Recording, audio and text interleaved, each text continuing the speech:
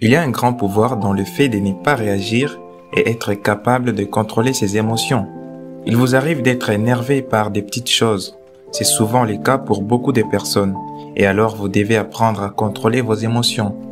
Dans un monde rempli de situations stressantes, il peut être facile de se laisser emporter par tous les chaos. Mais en étant conscient de vos émotions et en apprenant à les contrôler, vous pouvez reprendre le contrôle de votre vie et apporter des changements positifs pour l'avenir. Dans cette vidéo, vous apprendrez comment garder vos émotions sous contrôle et ce que vous devriez faire dans les situations de stress. Numéro 1. Identifiez vos déclencheurs émotionnels. Identifier vos déclencheurs émotionnels est la première étape pour contrôler vos émotions. Les déclencheurs émotionnels sont des choses qui vous mettent en colère ou vous bouleversent.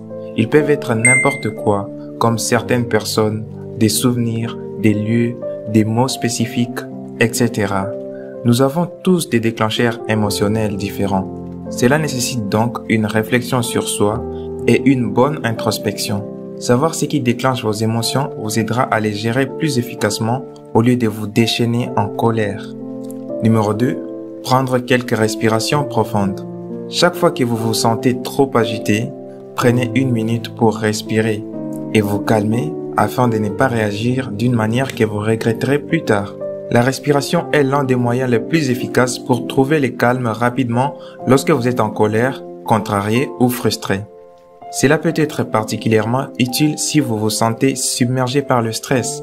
Prendre 2 à 3 respirations profondes convient à votre système nerveux pour réduire le stress, ce qui vous aide à vous détendre et à vous sentir plus en charge de vos émotions. Numéro 3. N'ignorez pas vos sentiments forts. Vous pensez peut-être que le fait d'ignorer les sentiments forts les fera disparaître, mais ce n'est pas vrai. Lorsqu'il s'agit de contrôler vos émotions, la clé ici, c'est la régulation et non la répression. Réguler vos émotions signifie reconnaître que vous avez des sentiments forts et savoir comment les gérer au mieux et de manière saine. Cela peut être en les écrivant ou en parlant à quelqu'un. Ignorer ses émotions signifie éviter ou rejeter ce que l'on ressent et faire semblant de ne pas se soucier de quelque chose alors qu'au fond, c'est vraiment le cas.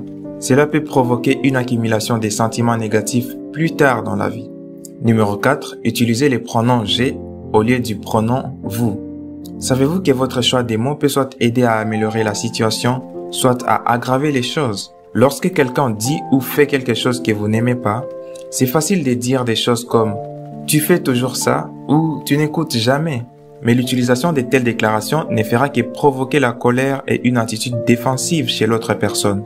Ainsi, au lieu de blâmer quelqu'un pour vos émotions, assumez vos responsabilités et reconnaissez ce que vous ressentez. Par exemple, plutôt que de dire « vous êtes toujours en retard », dites « je suis contrarié lorsque vous êtes en retard car je crains pour votre sécurité ».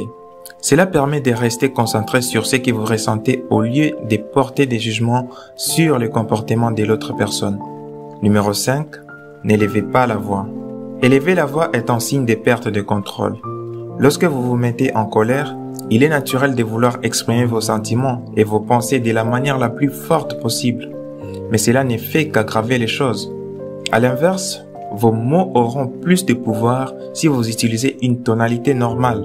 Vous pourrez peut-être même persuader quelqu'un qui n'est pas d'accord avec vous si votre argument est soutenu par des faits et de la logique. Le maintien de votre sang-froid aide les deux parties à se sentir respectées et améliore la communication, ce qui facilite la résolution des conflits. Numéro 6.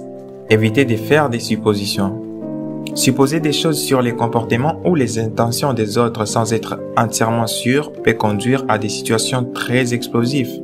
Les suppositions sont dangereuses parce qu'elles sont basées sur des informations incomplètes.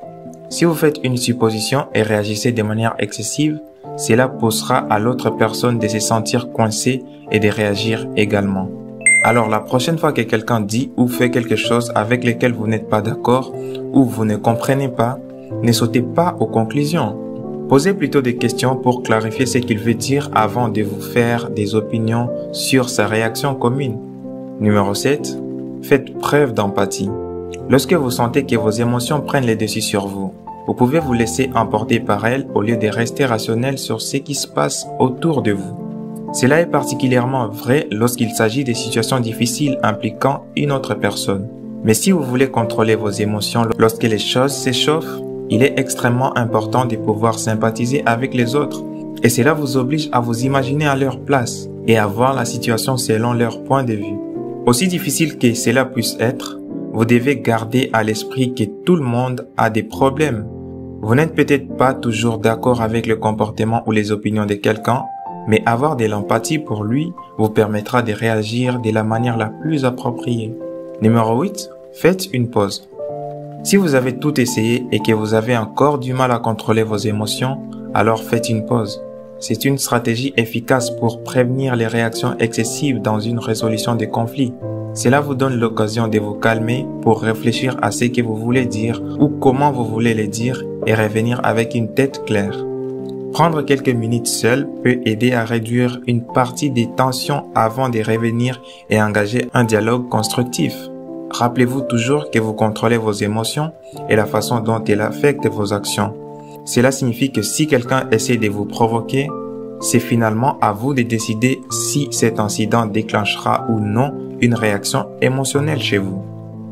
Si vous avez trouvé utile cette vidéo, laissez-nous un like et partagez les liens avec vos amis sur les réseaux sociaux.